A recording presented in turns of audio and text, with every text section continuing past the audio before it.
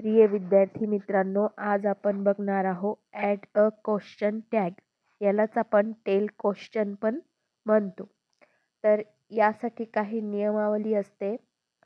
Add a question tag हे grammar item करत असताना आपल्याला सर्वप्रथम सहाय्यकारी क्रियापद, ज्याला आपण हेल्पिंग वर्ब किंवा ऑक्झिलियरी वर्ब म्हणतो, त्याबद्दल माहिती पाहिजे. टू बीचे कोणते आहेत, टू हॅवचे, टू डूचे आणि मॉडल ऑक्झिलियरीज ते आपल्याला माहीतच आहेत.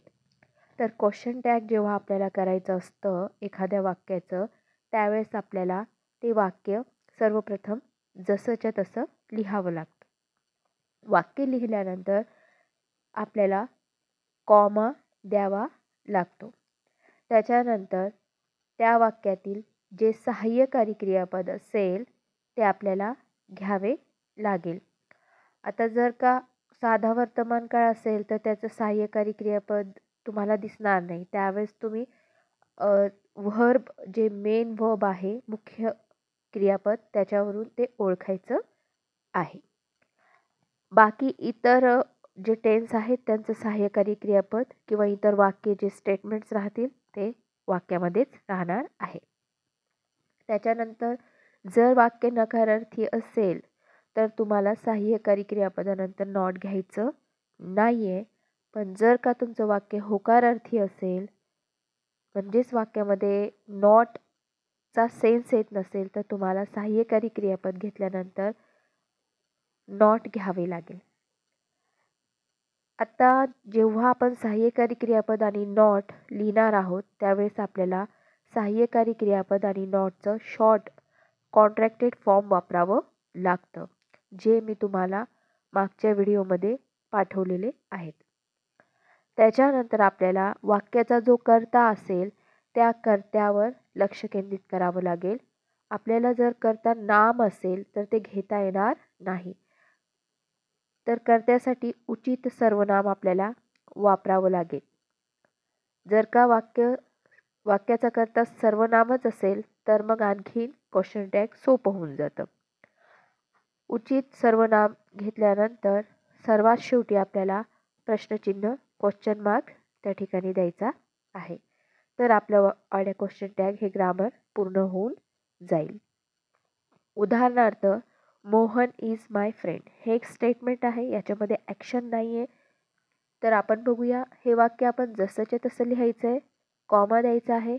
वाक्यातील जे सहाय्यकारी क्रियापद आहे इज, त्याला त्या ठिकाणी आपल्याला लिहायचं आहे कॉम्यानंतर.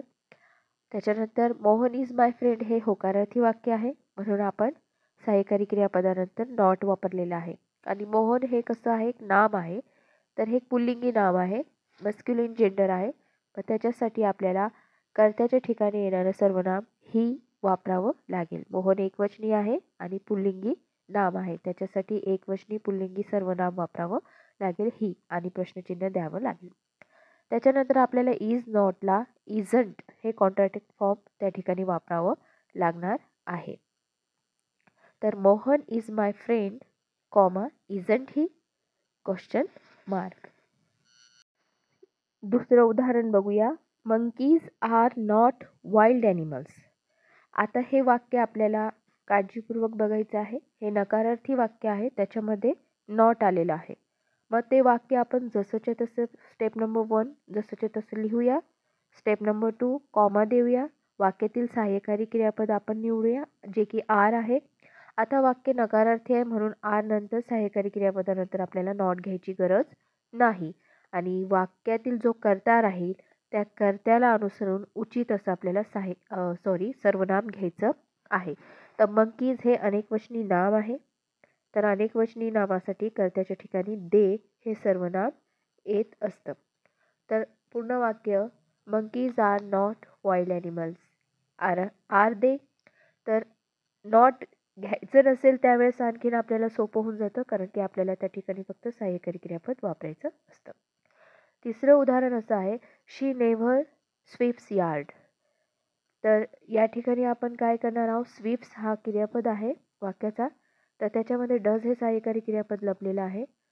तर आपण तो सहाय्यकारी क्रियापद बाहेर काढणार आणि त्याच्यानंतर वाक्याचा कर्ता स्वतः प्रोनाऊन आहे, सर्वनाम आहे, त्याला त्या ठिकाणी मांडणार आहोत आणि नेव्हरमध्ये नकार आलेला आहे म्हणून आपलं वाक्य नकारार्थी आहे.